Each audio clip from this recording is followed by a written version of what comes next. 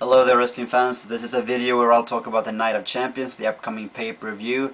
I also talk about Raw, the 900th episode that was yesterday, and I also briefly mention Vachon's death. Night of Champions is upcoming in September. It's about 3 weeks away. This is the pay-per-view I believe that's been moved around the most. It started out being a June pay-per-view in 2007-2008. Vengeance Night of Champions then became Night of Champions, then moved to July last year as a tune-up for SummerSlam. Now it's the fallout from SummerSlam, and I really like this period in the WWE's calendar. We just got Money in the Bank, a top-notch pay-per-view, followed by SummerSlam, and then Night of Champions. This is 3 really good pay-per-views. The concept is great, and I think this is more or less creating a second true high season for the WWE, with the first high season of course being with the Road to WrestleMania, starting at Royal Rumble and leading into WrestleMania.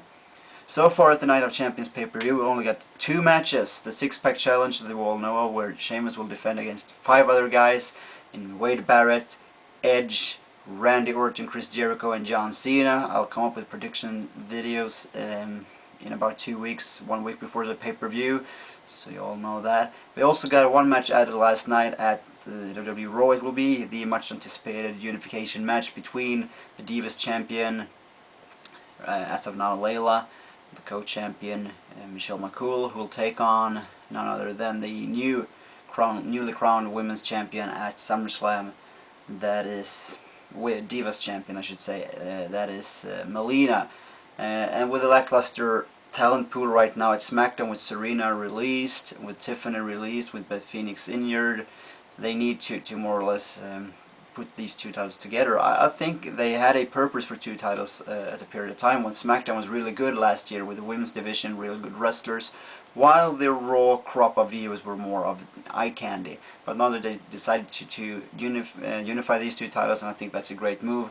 They only need 1 title, much like the tag team titles, but it's still, people could say, was that a mistake to have 2 titles? Maybe, but if you never try, you're never going to make a mistake, and if you never try, you're never going to succeed with anything. So I think it's good that WWE's trying different stuff, going different directions. Now they are limiting the titles, the amount of titles, and that perhaps we can hope will increase the value of the titles. Of course there will be more matches, all the titles will be defended. The Miz will probably defend against Daniel Bryan. Not much happened there on Raw this past night, where the Miz and Alex Riley teamed up and beat up Daniel Bryan, which Michael Cole called a payback.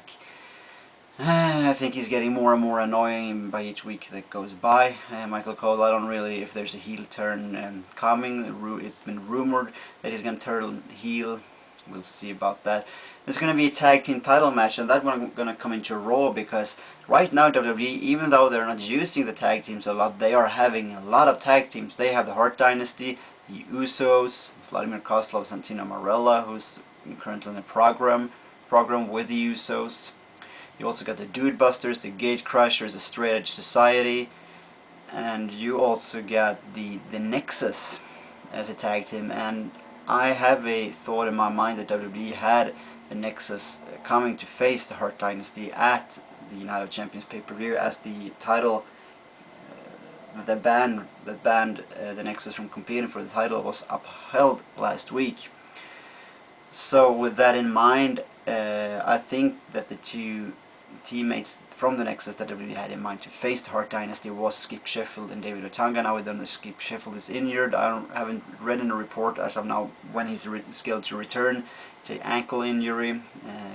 Can vary, but it's not going to take that much time for him to return. But he won't be, I believe, in time and available to compete at the Night of Champions pay-per-view. And my reaction to this is the match featuring Cody Rhodes and Drew McIntyre taking on Morrison and R-Truth, whom were defeated by Sheffield and Otunga a couple of weeks ago. That's not the 2 teams to compete for the tag team titles, and I'm glad that ended in a no DQ, double DQ between the teams in no contest, because I don't want to see either team of those two tandems go on to face the Hart Dynasty.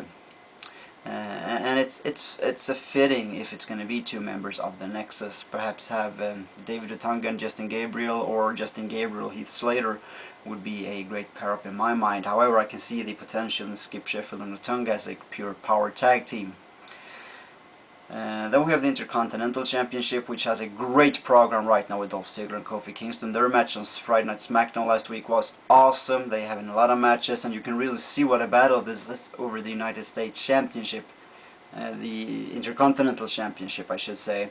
You had double DQs, you have had countouts, you have wrestlers trying to cheat, you have had a title change, and they are trying so much to escape each other. And I think the only fitting way to solve this is go to Night of Champions, have a 2 out of 3 falls match, no Vicky Guerrero on ringside. That would be an awesome way that as I see it, to solve this feud and to see who the better man is, because that's what the 2 out of 3 falls match is all about. See who the better man is. One fall could always be a slump, it could always be a little bit of luck, and the lightning could always strike twice. But in a 2 out of 3 falls match, you're gonna see who the better man is, because that requires two victories before you really got the match home in your own bay. So that would be a great way, as I see, to solve this feud and end it at Night of Champions. And as I said, Dolph Ziggler versus Kofi Kingston, great matches so far. And of course I believe we're gonna have Kane versus The Undertaker. And considering Raw last night, I think it was a good show. It wasn't that great, but we all know that these kind of celebration episodes aren't that good because WWE kind of lost track in between. Is it going to be a historical episode, or is it looking back into the history, or is it going to be where we build the storylines? And they kind of get stuck in between, and they don't fully look back into the history, making it a nostalgia show, and they don't completely go on to build up the next pay-per-view. But we still got a build-up for the tag team, the World Championship match with Kane and The Undertaker, and the WWE Championship match between, well, already mentioned, the six-pack match. So Kane Undertaker, I believe they're going to wrestle for the World Championship, and actually I look forward to this match. I wasn't a big fan of that feud to start with. I really hoped that it wasn't Kane who attacked The Undertaker, because I didn't want to see a feud between these two wrestlers leading up to more matches. But the way they build it up, because this is the first time, as they say, they're making a deal out of it. Bret Hart said it to Kane last night on Raw: The Undertaker is going to beat you again, like he always does. And that's what people believe. And I think we're going to believe we're going to see a lot of matches between these two, not only at Night of Champions. We've got the Hell in a Cell pay-per-view coming up. I believe they're going to wrestle in a Hell in a Cell. Why not these two? They've never faced each other in a Hell in a Cell match, despite both of them making a deal up coming from Hell. And maybe also the war will be settled at bragging rights, much like we saw Randy Orton and John Cena last year with their series of matches stemming from SummerSlam, Breaking Point, Hell in a Cell, and finally in an Iron Man match at bragging rights.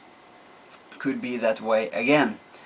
And this is the first time we really see Kane being in the driver's seat, him being equal to The Undertaker, with them being peers, more or less. It's always been The Undertaker, you know he's the man, you know he has the powers on his side, he is the Phenom, he's been the champion, he's been the big brother, and he's always been the soul of the WWE. Right now we have the role somewhat reversed, or it's 50-50, with Kane being the champion, Kane putting The Undertaker into a vegetative state.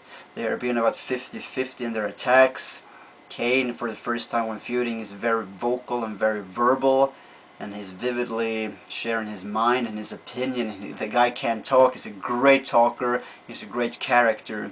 So it's really gonna be a battle between two equal powers when they face, and probably this will lead into a feud that will somewhat lead to the demise of either Kane or The Undertaker in the final. And rumors have been saying that this feud might lead all the way into WrestleMania.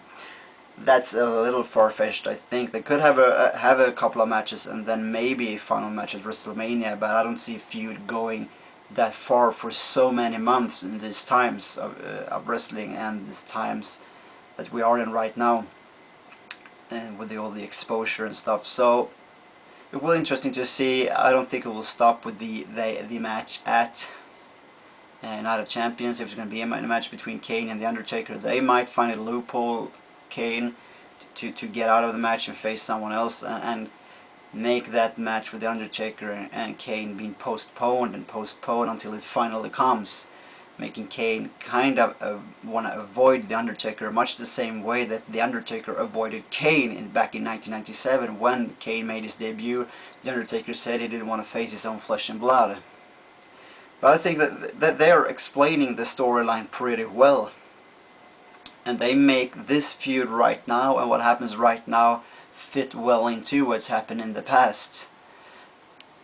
Sometimes when the Undertaker Kane feuded, there's been this kind of back and forth feud, but this time it's equal. I also want to say finally, rest in peace Vachon, what a tragic fate. Thank you for watching.